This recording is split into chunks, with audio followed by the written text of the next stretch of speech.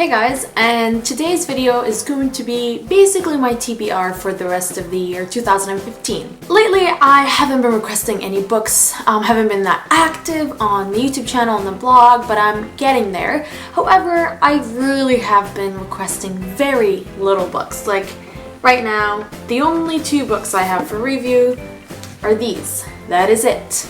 Just these two books, and they're both 2016 releases, one in 6 months and the other one in January. Which basically means that to fill up my reading time, I have to read books that I own or from the library. And I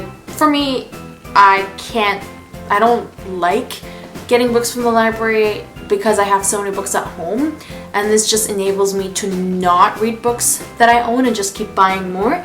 So, I've kind of started this already, but I'm basically only reading books that I bought and I've been meaning to read for a while. And I've already started this. I just recently read Geek Girl, which I really enjoyed, and before that I read another book that I had for a while. I just can't remember it. There are 11 books in total because right now I'm at 69 books and my goal is to read 80 books, much less than last year, but I had my excuses. So I'm going to start off showing you guys the book I'm currently reading and then the other 10 books that I would really like to get to and to read by the end of the year. The first book is For Darkness Shows the Stars by Diana Peter Freund. I'm already 45 pages into this book, and I really like it. I remember Jillian from Bookish and Nerdy talking about how much she really enjoyed that book, and I love the cover. It's a Jane Austen retelling. I think it's of Persuasion, which just makes me really excited.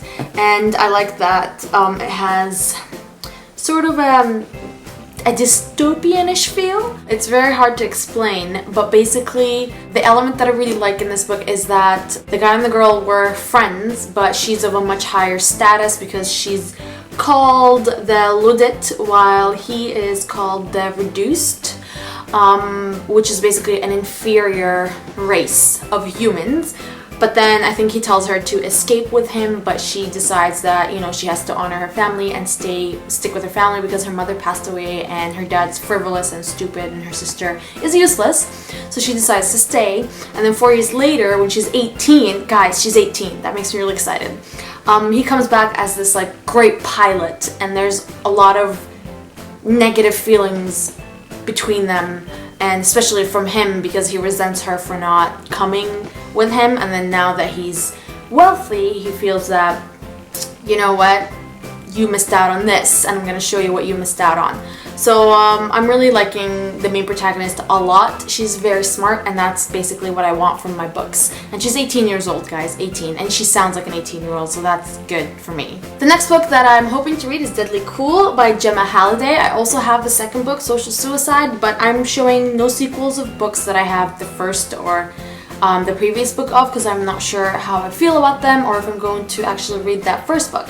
But this one I've been wanting to read for so long. It's about, I think, a girl whose boyfriend is accused of murder, and she has to solve the mystery. Yeah, so first I find out that my boyfriend's cheating on me, then he's pegged as the #1 suspect in the murder, and now he's depending on me to clear his name. Seriously?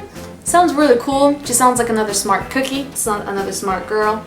And her winged eyeliner is on point. Another contemporary is In Honor by Jessie Kirby. Have I read a book by Jessie Kirby? I think I've read one book by Jessie Kirby. I could be completely wrong, but she's one of these contemporary authors that I've always wanted to read books from, like Moonglass and Golden, which I do own. And this one is a road trip, even though it's apparently very emotional because she ends up going on a road trip with her dead brother's best friend. And, you know, there's all of that issue and emotions over losing her brother. So I'm very excited to pick this one up, and it's kind of short too, so I feel like I will breeze through this. The next book I'm hoping to read is Love and Other Unknown Variables. This sounds so cute, and there's a lot of math in just the title, so I'm hoping that the character is also very smart. I honestly don't know anything about this book at all. No idea what this book's about. All that I know is that it looks cute, and I really like the sound of it, and it's a high school setting, and sometimes I need these kind of YA books. Then I picked up a contemporary mystery because I can't really stay away from mysteries for long, and this one is called Find Me by Romilly Bernard. It's a murder mystery. So a girl is dead, a killer's closing in, and two little words will change Wick's life forever. Find Me. The last book is a book that has been sort of on my bookshelf and on my wish list before the book even came out, because we had the arc of it, and it's just, I don't know what's wrong. I don't know why I haven't picked it up. I do know. It's because I wanted the full series to come out before I picked it up, but now that I actually own all 3 books, thanks to my blogger friends for literally providing all 3 books, except the middle one, which I bought, or maybe not. The book is Burn for Burn by Siobhan, guys, it's a V, not a B. Siobhan, and I said a B, beautiful. Siobhan, Vivian, and Jenny Han. I've read Jenny Han's 5 books that she released, other than Chug, which is a middle grade that I haven't read, but I've read all of her books, and the only reason why I'm kind of hesitant to pick this one up is because it's not purely contemporary, but everyone says it's fantastic. So I put this one up. Most probably if I'm done with this, I will pick up Fire with Fire, but again, I don't want to put them because I'm not sure I would want to do that. Now, moving on from the contemporary pile, other than For Darkness Shows the Stars, I'm hoping to pick up Mystic City by Thea Lawrence. My sister really loves this world. She really loves this world. And she says that the world building is fantastic, and there's a lot of political issues going on in this book. So it says here, a magical city divided, a political rebellion ignited, a love that was meant to last forever. I'm hoping that the world building is actually up to par to what I'm hoping it to be, and that I can pick up then the sequel for this one, because I do own that. Another non-contemporary that I've owned and been wanting to read is Arclight by Jocelyn L. McQueen. This one, I forgot what all these books are about.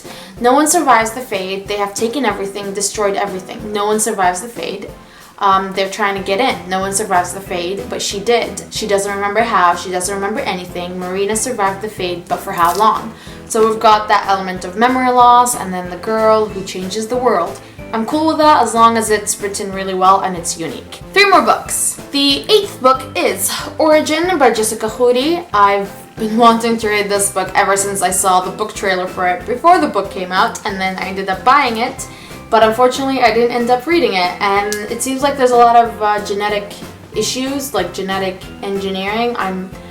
I could be mistaken. To live forever, but is eternal life worth living if you can't spend it with the one you love? So something to do with immortality. Yes, genetically engineering, or engineered to be immortal and raised by a team of scientists. Interesting, I got that right.